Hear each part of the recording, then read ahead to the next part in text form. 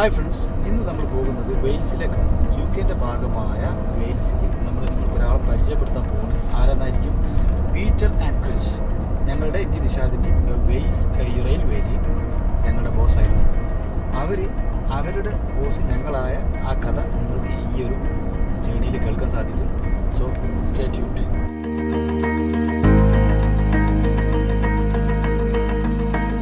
So guys, വെയിൽസിലെത്തി. ഇനി നമ്മൾ നേരെ പീറ്ററിനെ കാണാൻ പോവാണ്. അവരുടെ ഫ്ലാറ്റിലേക്കാണ് പോകുന്നത്. So come.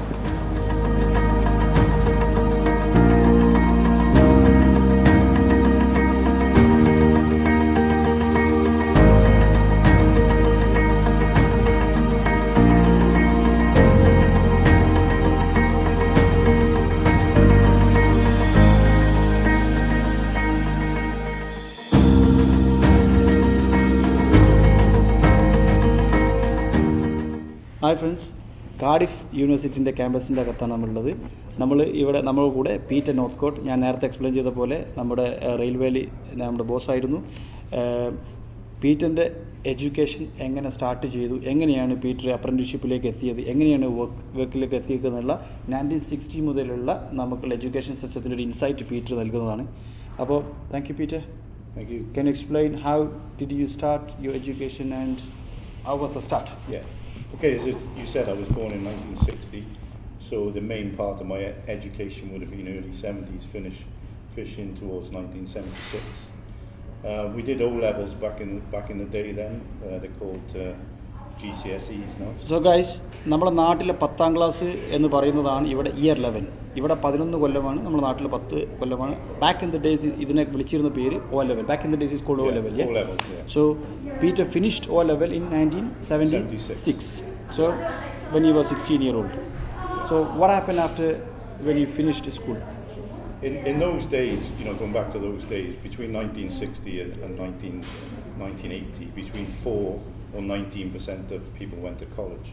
Not as many as they do today. Just 19%. Just 19%. 19% ആളുകളാണ് അന്ന് കോളേജിലേക്ക്, നമ്മളെ 10ാം ക്ലാസ് കഴിഞ്ഞിട്ടുള്ള കോളേജുകളിലേക്ക് അന്നത്തെ കാലത്ത് പോയത്. ഐ തിങ്ക് നാട്ടിലത്തെ അല്ലേ നിഷാദേ, നാട്ടിലത്തെ എന്തെങ്കിലും പെർസെൻറ്റേജ് കൂടുതലായിരിക്കും. സോ നമ്മൾ കമ്പയർ ചെയ്യാൻ ശ്രമിക്കണം എങ്ങനെയാണ് 1960s ഒരു ബ്രിട്ടീഷ് എഡ്യൂക്കേഷനും നമ്മുടെ നാട്ടിലെ എങ്ങനെയാണ് ആ ഒരു ടേൺ അറൗണ്ട് ചെയ്തെന്നുള്ളതാണ് നമ്മൾ അറിയാൻ ശ്രമിക്കുന്നത്. How many years the college? Well, first of all, what I did was an apprenticeship. So you would do to become a car mechanic, basically repairing cars. So it would take 4 years to do, but you did that on a day release program. Day release program. Once a week, yeah, you would go to college. Yeah. So Peter പറയുന്നത് എന്താ വെച്ചാൽ അപ്രൻറ്റിസ്ഷിപ്പ് programme എന്നുള്ള, അതായത് college കഴിഞ്ഞാൽ നേരെ 5 days സ്കൂളൊന്നുമില്ല, ഒരു ദിവസം മാത്രം സ്കൂളിൽ പോവുക, ബാക്കിയുള്ള ദിവസമൊക്കെ കാർ മെക്കാനിക്കായിട്ട് അപ്രൻറ്റിസ്ഷിപ്പ് ആയിട്ട്, അതായത് മെയിൻലി ഒരു സ്കില്ല് ലേൺ ചെയ്യുക എന്നുള്ളതാണ് അന്നത്തെ കാലത്ത് ബാക്ക് ഇൻ 1976 ബ്രിട്ടീഷ് എഡ്യൂക്കേഷനിൽ അവർ ഊന്നൽ നൽകിയിരുന്നത് എന്നാണ് പീറ്റർ പറയുന്നത്. സോ 10ാം ക്ലാസ് കഴിഞ്ഞ് കഴിഞ്ഞാൽ, അതായത് ഇവിടെ ഇയർ 11 കഴിഞ്ഞ് ഫിനിഷ് ആയി കഴിഞ്ഞാൽ നേരെ സ്കൂള്, ആ college, the college.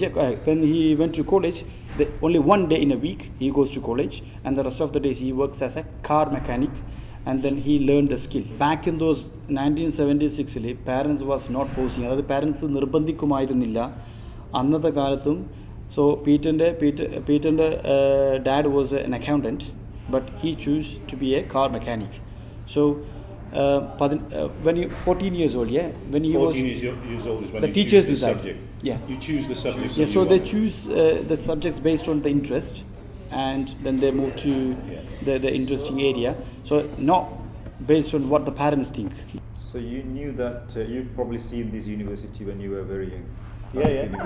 Have you ever seen, when you come down here, have you ever seen any international students? At that time, no. Probably towards the end of the 1970s, early 80s, is when certainly international students started to come to this country. So after 1980s, you went to the job, yeah, full-time job. Yeah, I was a qualified mechanic, so I did that for a while, and then I moved to the railway, which is where I spent the bulk of my career. My initial thing was to get into the railway to obviously, as my qualifications were as a mechanic to work on trains and different things like that. Yeah, basically അപ്പം Peter പറയുന്നത് വെച്ചാൽ Peter മെക്കാനിക്കായിരുന്നു 1986 ശേഷം full time വർക്കറായി apprenticeship കഴിഞ്ഞു യൂണിവേഴ്സിറ്റിക്ക് പോയിട്ടില്ല അപ്പം biggest dream was to be a mechanic ആ dream fulfil ചെയ്യാൻ വേണ്ടിയിട്ട് പീറ്റർ എന്ത് ചെയ്തു റെയിൽവേയിലേക്ക് ജോബ് സ്വിച്ച് ചെയ്തു സോ റെയിൽവേയിൽ എന്ത് ചെയ്യാൻ പറ്റും റെയിൽവേൻ്റെ മെക്കാനിക് ആവാൻ പറ്റുമല്ലോ എന്ന് വിചാരിച്ചിട്ട് അപ്പോഴും ആ താല്പര്യത്തിൻ്റെ പേരിലാണ് മുന്നോട്ട് പോയിട്ടുള്ളത് so you went to the railway so you started and then did you end up in mechanic or management? Eventually I ended up in the management side. The issue was on the railway then, and in a lot of big industries, so if you had the steel works, the core, the railway, all those type of infrastructures, you came in at a certain level and then you worked your way up. So you were promoted depending on what your skills were, what you had learned, the knowledge that you gained, and different things. And if you wanted to apply, you would apply for those jobs. So there was no any certification, anything like a national level education system where you go to pass to get a job in railway, anything like that? No. The railway had their own way of doing it, their own training thing. So anybody can apply. So things that were recognised training-wise within the railway wouldn't necessarily be recognised outside, but there would always be an equivalent outside qualification. Yeah. When we go around here, we never been asked what's your degree certificates, where can you need to present your degree certificates. We never been asked our certificates to be presented anywhere in all our career in UK. Even now, if we're interviewing anybody to recruit for us, we ask them first, what's your experience? You worked in the same field, how many years you worked? And then we, at the very end, we just ask what studies they have done it. The way we studied is a great perspective. That we go to pass exam, or whoever get the top mark, get the good job, the least mark failed. So that's what I understand is a great perspective. But what I understand from your perspective, the British Railway back in the days was a learning perspective. You go to learn. So it's not based on whether you pass an exam or not. Whether you can learn from as a car mechanic as an apprenticeship, then you get a job. Whether you can learn as a management apprenticeship in the railway, then you can be a good manager. Rather than looking into the marks and grades and stuff like that, isn't it? Even the management, top level management railway, after the privatization, they adapt to the new ways. They adapt to the technology. They transformed the railway. I think so. It's also we can connect. It's also part of the education system as well. If you follow, if as the in the bottom level, middle class level, they follow this adaptation, then they in the top level they adapted as well.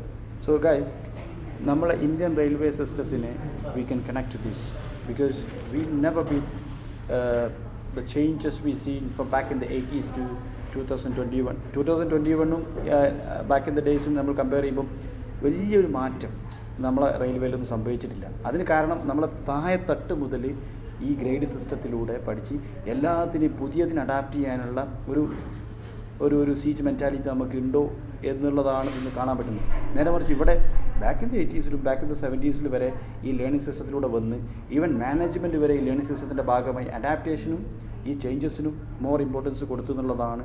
That's what I understand. When you compare the driving here, how the people driving. When you came to Kerala, how they were driving, how the driving is here. Here, everyone knew and me, everyone is following the system. But we have rules. We have rules. You have rules in India. Your driving rules in India are exactly the same rules as we have. But that's about enforcement. Why is until it different? That's a good point. That's been each other big, So that's enforcement. We're talking about the system enforcement. Guys, the very interesting point ആണ്. അതായത് ഈ എഡ്യൂക്കേഷനെ കുറിച്ച് നമ്മൾ സംസാരിച്ചു, സിസ്റ്റത്തെക്കുറിച്ച് സംസാരിച്ചു, അഡാപ്റ്റേഷനെ കുറിച്ച് സംസാരിച്ചു. ഇതിലൂടെ വരുമ്പോൾ നമുക്ക് സിമ്പിളായിട്ട് ഇപ്പോൾ നിങ്ങൾ തെറ്റിദ്ധരിക്കും എന്തിനാണ് നമ്മൾ ഇന്ത്യൻ സിസ്റ്റത്തെ നമ്മൾ താത്തി പറയുകയാണോ ബ്രിട്ടീഷ് സിസ്റ്റത്തെ പൊക്കി പറയണോ, അതല്ല നമ്മൾ ഉദ്ദേശം. നമ്മൾ ആ ഡിഫറൻസസ് നമുക്ക് ഫീൽ ചെയ്തത് 13 years V been here. So back 21 years ഞങ്ങൾ നാട്ടിലായിരുന്നു.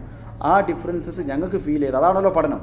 രണ്ടും താരതമ്യം ചെയ്ത് പഠിച്ച് ലേൺ ചെയ്ത സംഭവത്തെ ഒരു ബ്രിട്ടീഷ് പേഴ്സൻ്റെ പെർസ്പെക്റ്റീവിൽ നിങ്ങൾക്ക് മുന്നിൽ അവതരിപ്പിക്കുകയാണ്. അപ്പം ഡ്രൈവിംഗ് സിസ്റ്റത്തെക്കുറിച്ച് പറയുകയാണെങ്കിൽ നമ്മുടെ നാട്ടിൽ ഒരു ഡ്രൈവ് ചെയ്യുന്ന സമയത്ത് നമുക്ക് ആ കാറിൻ്റെയോ അല്ലെങ്കിൽ ബസ്സിൻ്റെയൊക്കെ മൂവ്മെൻറ്റ് ശ്രദ്ധിച്ചു കഴിഞ്ഞാൽ we can understand what mood he is in. ഏത് മൂഡിലാണ് അയാൾ ഏത് തരത്തിലുള്ള ആളാണെന്നുള്ളത് ആ വണ്ടിൻ്റെ മൂവ്മെൻറ്റ് കണ്ടാൽ നമുക്ക് മനസ്സിലാക്കാൻ പറ്റും. ഇവിടെ അതല്ല, ഇവിടെ എല്ലാ വണ്ടിയും ഒരുപോലെ പോകുന്നു. അതിന് കാരണം എല്ലാവരും ഒരേ സ്വഭാവക്കാരാണോ? അല്ല. അതിന് കാരണം എന്താ വെച്ചാൽ സിസ്റ്റമാണ് ഇവിടെ റൺ ചെയ്യപ്പെടുന്നത്. ലെഫ്റ്റ് സൈഡിൽ വരുന്ന വണ്ടികൾ നോക്കുന്നുണ്ട്, റൈറ്റ് സൈഡിൽ പ്രിഫറൻസ് കൊടുക്കണം, റൗണ്ട് അബൌട്ടിൻ്റെ system, indicator system, parking system, everything done by system and the system come from an education background. അത് പഠിപ്പിക്കുന്ന രീതി സർട്ടിഫിക്കൈഡ് അല്ല, എങ്ങനെയെങ്കിലും ഡ്രൈവർ ആകുക എന്നുള്ള സർട്ടിഫിക്കേഷൻ്റെ ഭാഗമായിട്ടല്ല ഡ്രൈവിംഗ് പഠിപ്പിക്കുന്നത്. ലേൺ ചെയ്യുക എന്നുള്ള പെർസ്പെക്റ്റീവിൽ ഡ്രൈവിംഗ് പഠിപ്പിക്കുമ്പോൾ the come from as a proper system and then there is a less accident, more safety. 21 കൊല്ലം 21 years of age, until 21 years of age ഞങ്ങൾ ഈ ഗ്രേഡ് സിസ്റ്റത്തിൻ്റെ ഭാഗമായി ഒരുപാട് നോളജ് അക്വയർ ചെയ്തു. പക്ഷേ എന്തുകൊണ്ട് ഈ ഒരു